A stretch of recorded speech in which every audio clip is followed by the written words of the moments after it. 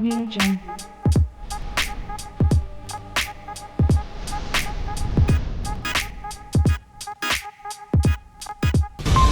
Night TV থেকে বলছি সকাল 12টার খবর। এই একটি আততায়ী খবর। আকাশের অবস্থা খুবই দুর্যোগপূর্ণ, অবস্থা খুবই খারাপ। একটি মুরগি যাওয়ার সময় ছটাকের জন্য আদবানে সে পুষ্করিণীতে পার হয়ে যাওয়ার পরে হঠাৎ করে একটি গাছের সাথে যে ডিম পেড়ে দিয়েছে সেই মুরগিটি এখন চিকিৎসাধীন আছে। সেদিন গত রাত্রে শোনা গিয়েছে একটি মশা বৃষ্টির কারণে সে মারা গেছে। তো এই জন্য আমরা বলছি ভেরি স্যাড। হ্যাঁ সুস্থ করবে আশিক মোবিল তেনা আর বা কুত্তা খাবরা খাবরা কালা চিকুল হচ্ছে ধন্দল থরবুড়ি জলবুড়ি আলুবুড়ি আসি চালান ব্রাজি খরচ করেছিলাম লাদের আগে মিষ্টি দিচ্ছি এখন ভিডিও করতেছি আমি প্রতি ওষুধের আর দিতে কর।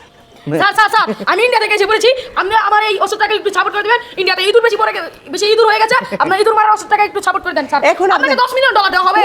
উকিলা এখানে একটি বিজ্ঞাপন দেখেছে, এখানে শ্যাম প্যান টিং চাং এটি খেলে জাগায় খায় জাগায় ব্রেক, ইঁদুর মারা যাবে জাগায় খেয়ে জাগায় ভেটকি, জাগায় ধরে যাবে তার শুটকি, আরও পাবেন এটার মধ্যে তেলাচোরা জাগায় মুড়ি হয়ে যাবে পেলাচোরা, আরও পাবেন গরু আঠালি ইত্যাদি ইত্যাদি। এটি খেয়ে জাগায় খায় জায়গায় এটা আছেন আমার গাড়ির মলন আমার বাড়ির মলন। এখন আমি খবর পরিবেশনা করছি খুব সুন্দরভাবে, আমার লাগছে না ভালো। এবার আমি হয়ে যাব আলো অন্ধকারের কালো, আমি ফেলে দিব সব আলো, আমি হয়ে যাবো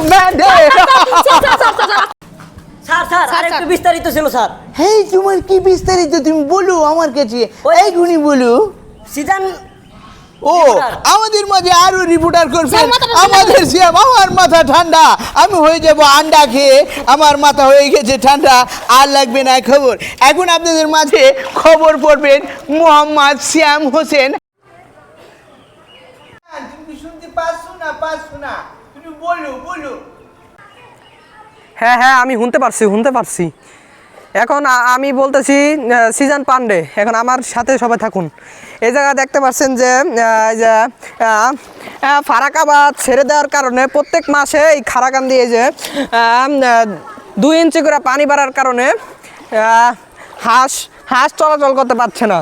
সবাই তো দেখছেন প্রত্যেক মাসে যদি 2 ইঞ্চি করে পানি বাড়ে তাহলে তো মনে করেনি এই খারাকান্দি বিগত 20 বছরে ডুবে যাবে পুরো। হ্যাঁ তা আপনারা পাশে আছেন, আমার খুব আনন্দ লাগছে। এখন এই জায়গা দেখেন এই যে খারাকান্দির পূর্ব পাশে এত রোদ পড়ার কারণে এই যে মানুষের চুল একবারে লাল হয়ে গিয়েছে, বুঝছেন। তার মানে এই জায়গা মনে করেন এত পরিমাণের রোদ থাকলে আশেপাশের গ্রামের কী অবস্থাটা হবে। এখন আমি নাইট টিভি থেকে মোহাম্মদ সিজানকে জানাই ম্যানি থ্যাঙ্কস। আরও খবর এখন বলবেন আমাদের অতিরিক্ত খবর মিথ্যা আছে ভরপুর, যার নাম আপনারা আনন্দ পাবেন তৃপ্তি সহকারে ভরপুর। এখন বলবেন মোহাম্মদ রিফাত হুসাইন। তো আপনি ইতিমধ্যে মাদবাচ্চা ইউনিয়নে বন্যার পরিস্থিতি সম্পর্কে অনেক কিছু জানতে পারছেন, তাও আমি ফাঁকা আরও কিছু বলবো।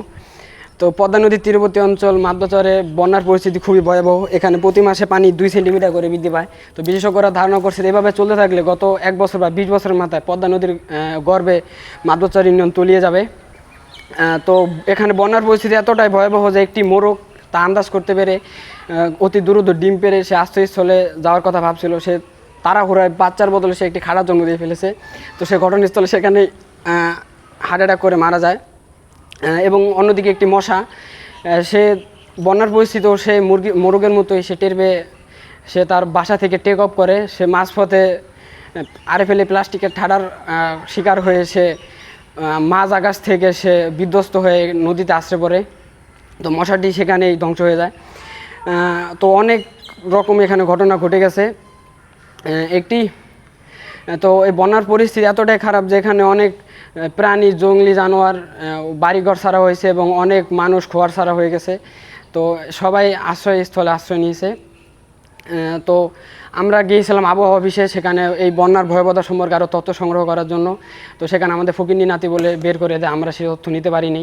তারপরে আমরা হাল না ছেড়ে আবহাওয়া অফিসের জানালা দিয়ে উঙ্গি মেরে আমরা অনেক তথ্য সংগ্রহ করে জানতে পেরেছি যে এই বন্যা বেশি দীর্ঘস্থায়ী নয়। এখানে এটা আর মাত্র 20 বছর থাকবে। 20 বছরের পর আস্তে আস্তে সব ঠিক হয়ে যাবে। ধন্যবাদ জানাচ্ছি, অসংখ্য ধন্যবাদ জানাচ্ছি আমি নাইট টিভির পক্ষ থেকে মোহাম্মদ রিফাত হোসেনের এত সুন্দর একটি মিথ্যা কথা বলার জন্য। তাকেও জানাই ম্যানি থ্যাঙ্কস।